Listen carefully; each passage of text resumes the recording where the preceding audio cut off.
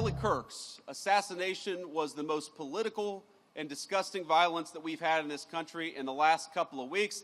And that was true maybe until this morning, because I don't know if you all have followed the news, and we're still learning a little bit about it. But what we know is that in Dallas, Texas, an ICE facility, an Immigrations and Customs Enforcement facility, was opened fire upon by a violent left-wing extremist, a person who wrote anti-ICE messaging on their bullets. And there's some evidence that we have that's not yet public, but we know this person was politically motivated. They were politically motivated to go after law enforcement. They were politically motivated to go after people who are enforcing our border. Now to Ukraine. Look, I've answered a version of this question probably 100 times over the past 3 months. And one of the things I'll say about the president is that he is responsive to the reality on the ground.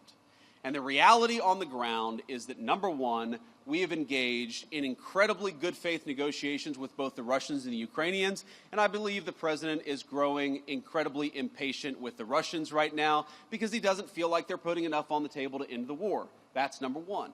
Number two, the president has grown very confident that this war is bad for Russia. You hear me say this all the time. You hear the president say this all the time.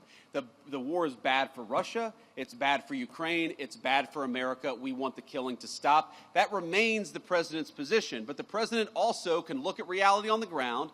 He sees the economic numbers that are coming out of Eastern Europe. He sees the number of dead people, both Russians and Ukrainians, that are happening in that war. And the president is telling Vladimir Putin it is time to stop the killing. He would say that to Zelensky. In fact, has said that to Zelensky. He wants this war to end, and he's doing everything that he can to stop it. But look, if the Russians refuse to negotiate in good faith, I think it's going to be very, very bad for their country. That's what the president made clear. It's not a shift in position. It's an acknowledgement of the reality on the ground. We're going to keep on fighting for peace every single day in the Trump administration.